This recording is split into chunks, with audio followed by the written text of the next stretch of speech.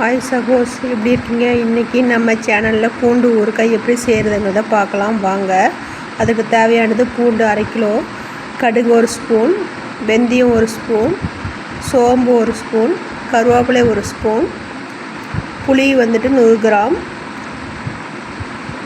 இப்போ நாம் கடுகை தனித்தனியாக வறுத்து எடுத்துக்கலாம். கடுகு, வெந்தயம் இந்த 3 தனித்தனியாக நம்ம வறுத்து எடுத்து ஆற வச்சுக்கலாம்.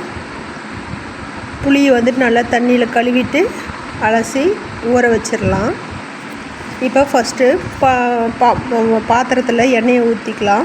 நம்ம எடுத்து வச்சுக்க 1/2 கிலோ பூண்டில் 400 கிராம் பூண்டை போட்டு நல்லா மெரூன் கலர் வர அளவுக்கு பொரித்து எடுத்துக்கலாம். எடுத்து இதை ஆற வச்சிடலாம். நம்ம அந்த வறுத்து வச்சுருக்கிற வெந்தயம், சோம்பு, கடுகு இருக்கு இல்லைங்களா, அது நல்லா மிக்ஸி ஜாரில் போட்டு அரைச்சிக்கலாம். அது கூடவே நம்ம பொரித்து எடுத்துக்கிற பூண்டையும் அரைச்சி ஃபைன் பேஸ்ட்டாக எடுத்து ஒரு பாத்திரத்தில் எடுத்து வச்சுக்கலாம்.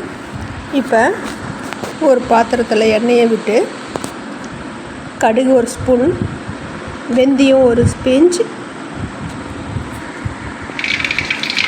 நல்லா பொரிஞ்சதுக்கப்புறம் கருவேப்பிலை 1 ஸ்பூன் போடலாம். அதுக்கப்புறம் நம்ம 100 கிராம் பூண்டு எடுத்து வச்சுருக்கோம் இல்லைங்களா, அந்த பூண்டை இதில் போட்டு நல்லா பொரிச்சிக்கலாம். நல்லா பொரிஞ்சு மெரூன் கலர் ஆன பிறகு நம்ம அரைச்சி வச்சுருக்கிற இந்த பேஸ்ட்டையும் எடுத்து அதில் போட்டுக்கலாம்.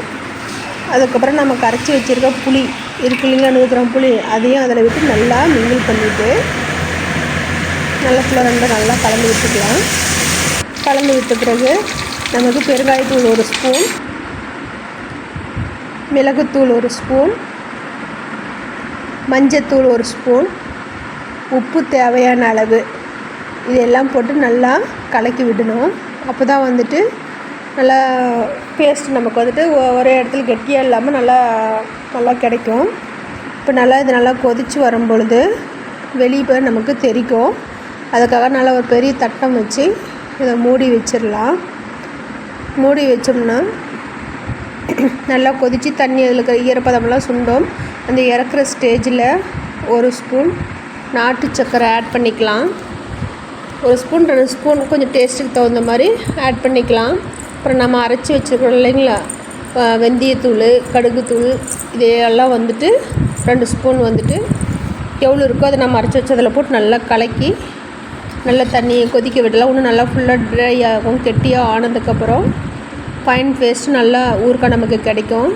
அந்த ஊறுகாயை ஒரு கண்டெய்னர் பாக்ஸில் போட்டு சேவ் பண்ணி வைக்கலாம். ஈரப்பதம் இல்லாமல் இருக்கணும். அப்போ தான் ஊறுகாய் 6 மாதத்துக்கு வச்சுருந்தாலும் கெட்டு போகாமல் இருக்கும். இதை செஞ்சு பாருங்கள். உங்களுக்கு பிடிச்சிருந்தா லைக் பண்ணுங்கள், கமெண்ட் பண்ணுங்கள், சப்ஸ்கிரைப் பண்ணுங்கள். தேங்க்யூ.